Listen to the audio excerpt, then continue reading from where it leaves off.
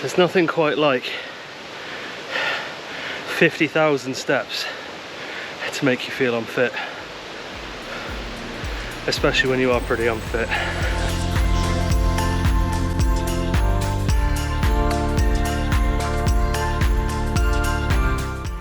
So I've just got pretty much to the top of the steps on the Minffordd Park, and they're an absolute killer. You do get to cover quite a bit of ascent very quickly, but pretty tough on the thighs. We're up now. I've just stopped just off the track, just having some water. There's a lot of people here. There's a lot more than I thought there would be, because it's pretty cold today, and I got here at the crack of dawn and the car park was probably a third full, but that's cool. It's good, just quick breather, and then I'm gonna carry on up in this direction, round the corner. Yeah, I'll catch up with you when we're up at Llyn Cau or on the ascent up to the summit itself.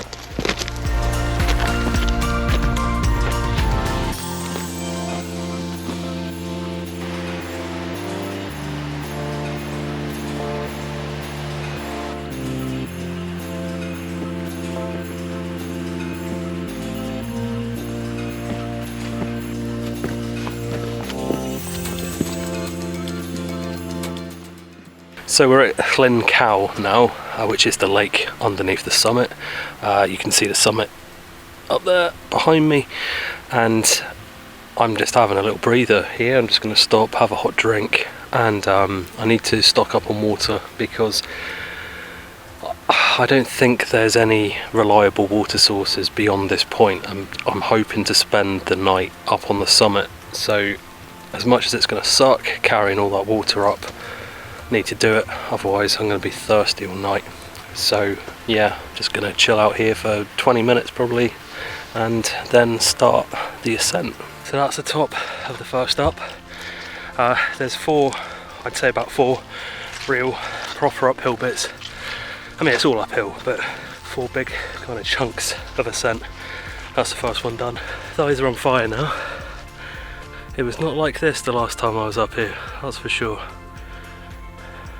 So I have been up here before. It was either late October or early November last year. The weather was shocking. Really bad visibility, really heavy winds, and a lot of rain. And I managed to get to the top. Barely. It was an arduous affair getting up there, but I did it. I got up the top and I ended up camping by the lake. I was just so exhausted, and I was also coming down with a cold. I just gave up filming halfway through. I needed all my energy to, you know, just get myself up and down. It's nice to be back and have some pretty good weather as well, because I can actually see things, which is nice. Views are pretty decent, it's got to be said. Slightly demoralising part now. I've just been up on a peak. I forget its name, I'll put it on screen, which was up there. And now we've got to go all the way down, a lot of downhill into a little dip, and then all the way back up to the summit.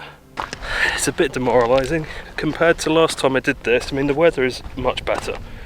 You know, it's not blue skies and sunshine, but it's not blowing a gale. It's not raining. I can see where I'm going, which makes life a lot easier.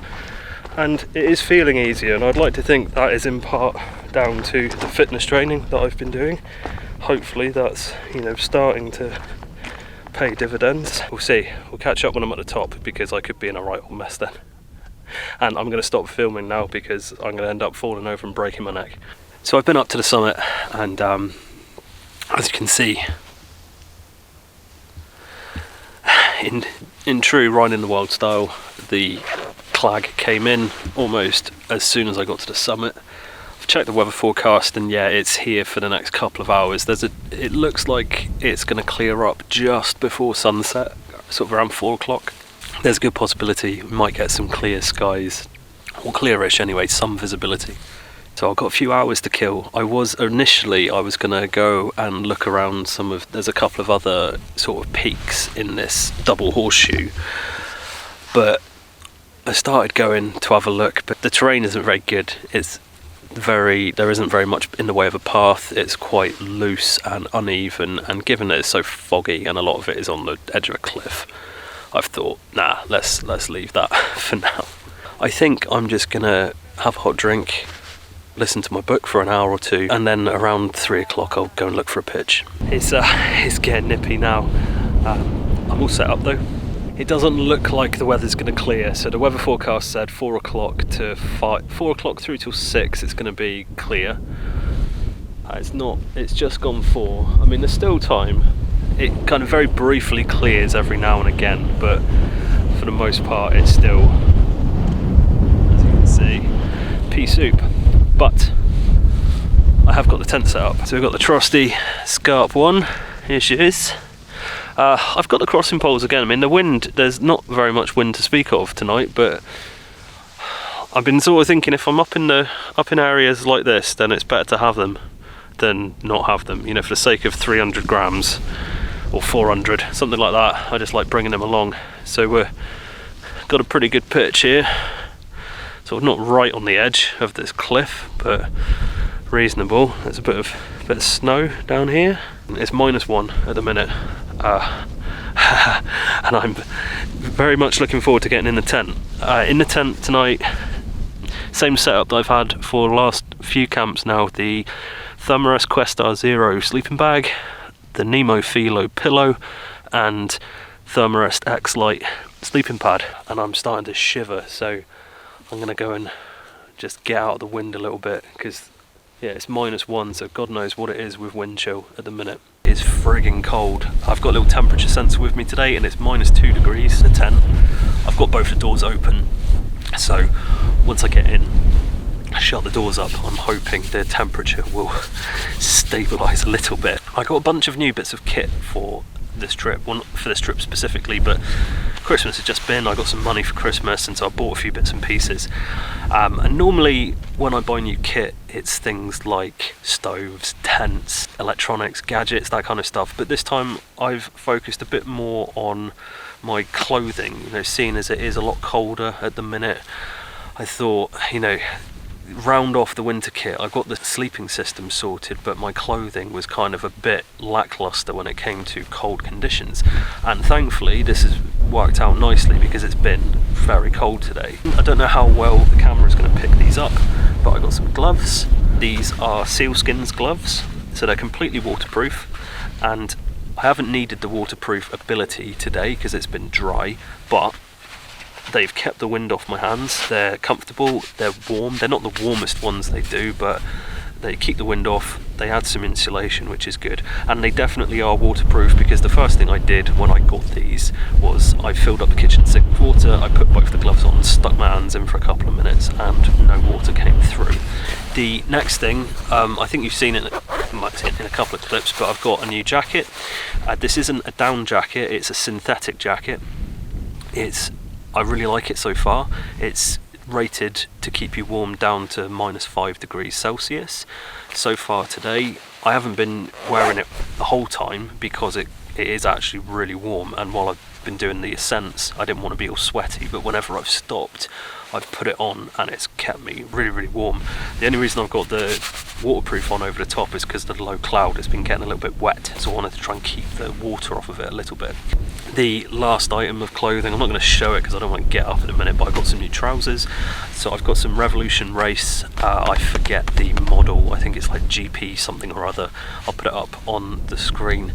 I've never really got on with hiking trousers. I've always split them in the crotch area. Like if I'm going up something steep and I do a big stride upwards, they've just always ripped. I don't know whether it's because I'm a slightly larger bloke, I don't know. Never got on with them, so generally I always wear shorts. But in this weather, that's just asking for trouble, isn't it? So read a lot of good things about the Revolution Race trousers, and this is their first outing. So far I'm really impressed. They haven't restricted me at all. They've got a good range of movement, and they're hard wearing. They keep the wind out. They're not waterproof, but you can't have everything, can you? So too early to tell for sure, but initial impressions look very good.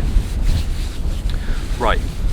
Now that that's been said and done, I'm going to retreat into the tent, I think. I'll catch up with you guys in a little bit because my hands are going numb. I was just thinking to myself, this is the first time I've been out in this tent where it hasn't been a case of get the tent up quick and batten down the hatches, because every other time I've been out in this tent it's either been horrifically windy or raining or both, and I've never been able to just kind of put it up and chill. I keep saying to myself I need to make a cup of tea. I've just been sat here looking out into the darkness for the last half an hour or so, and it's just been really enjoyable actually. My last video I told you that I had stopped smoking, cut back on alcohol and started Couch to 5k, so all of that is still happening. Today's my 21st day without a cigarette, which is great. I'm really happy with that. And Couch to 5k, I'm on week 3 of that now. It's slowly but surely getting through it, and I'd like to think that helped a bit, you know, the stopping smoking, the running. You know, I didn't exactly fly up the mountain today, but when I got to a stop, you know, a point where I wanted to stop and have a little breather, it was a little breather. You know, I wasn't sat huffing and puffing for ages and ages. I seemed to regain my breath quite quickly, which was great. So can only get better, can't it? So I wanted to do a couple of channel shout outs on this episode, because you know, I've been doing YouTube videos now for about 9 months, and you know, throughout that time there's been a number of people who've been, you know, very supportive, and some of those have been other YouTube channels. There's a lot of channels out there which are really good, and a lot of them are on the smaller side, so you might not necessarily stumble across them as easily as some of the others. You're not going to like all of them, but hopefully you will like some. The first channel I want to give a shout out to is Adam. Mr. Wild Wales is his channel name, and Adam's channel is fantastic. He does so much wild camping. I don't understand how he can get out on so many camps, but he just seems like he's out all the time. He tries lots of different tents out, lots of different gear. He does normal wild camps, standard tent, hot tent, bothies, all kinds of stuff. Very, very varied channel. He's got a lot of really good stuff there, so if you haven't seen any of Adam's videos yet and you haven't heard of his channel, then I would strongly recommend going over and having a look. The next channel that I wanted to give a quick shout out to is Tea in Valhalla, so that's Kerry and Kat, and they, again, I mean, I wouldn't be shouting out a channel if it wasn't great. It is great. I really enjoy watching their videos. They primarily do hiking videos.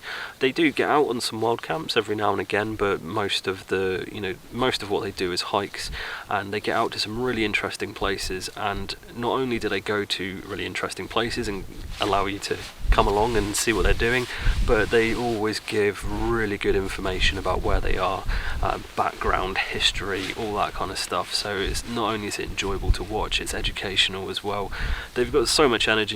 They're great to watch, and if you haven't already heard of them, or if you haven't seen their channel, get over there and have a look. I'm sure you'll really enjoy it. The third channel is OB Outdoors, so that's Shell and Pete. These guys have been very supportive of my channel. You know, they leave me a lot of nice comments. Like Tea in Valhalla, they again are primarily hiking based. Again, they do some wild camping stuff, but mostly hikes. They've just got back from a trip to Scotland. There's a bunch of different hikes that they did up there. Yeah, it's all really good food for thought, especially when I'm hoping to get up to Scotland at some point this year. It's given me lots of different places to stick on my short list of where I might go. As I mentioned, I'm going to try and do this more often, because there's more channels to shout out than I can fit in one video, and I didn't want to just rattle off a load of names because it dilutes it, doesn't it? So I'll try and do, you know, a couple in the next few videos, and hopefully you'll discover some nice new channels to watch.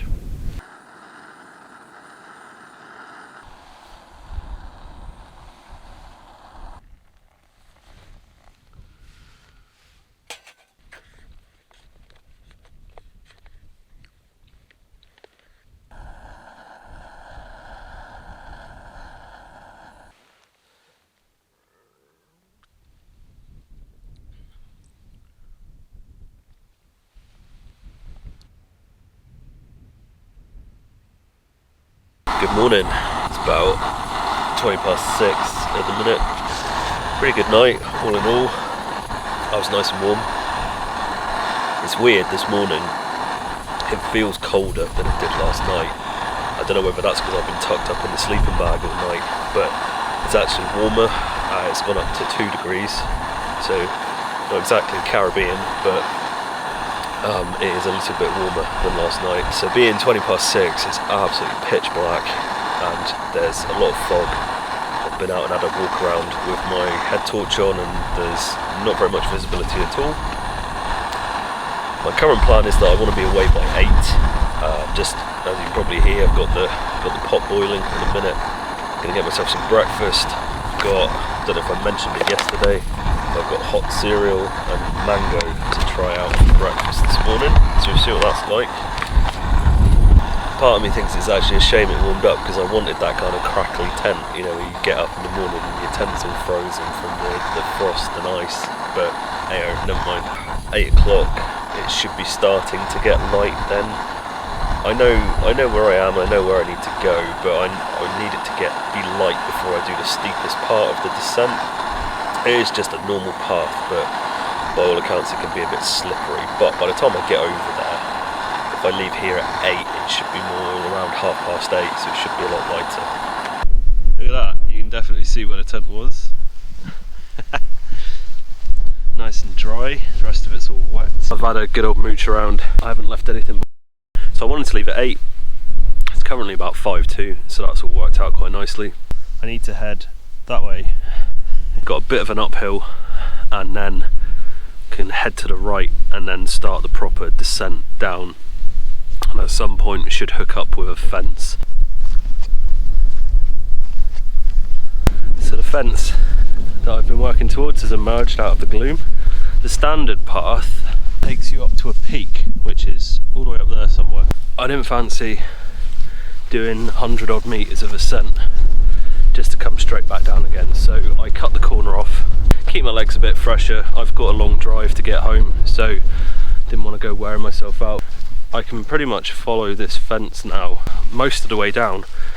It looks like it gets quite steep in places looking at the map, but I don't think it's going to be as bad as coming up. We'll see. Okay, we're nearly at the bottom. I don't know if you can see that stile around there. I need to hop over there, follow that wall along, and that will take me back to the top of the steps. It's been a really good camp. Slightly annoying that it was so foggy up at the top, but what are you going to do? It's the risk you take, isn't it? Not got lost, not injured myself, so I think we can call that a great success. So I'm going to finish this one up now, head back to the car. As always, thank you very much for watching, I really do appreciate it. If you've got any suggestions of places you'd like to see visited by myself, then let me know in the comments, but failing that, thanks for watching and I will see you in the next video.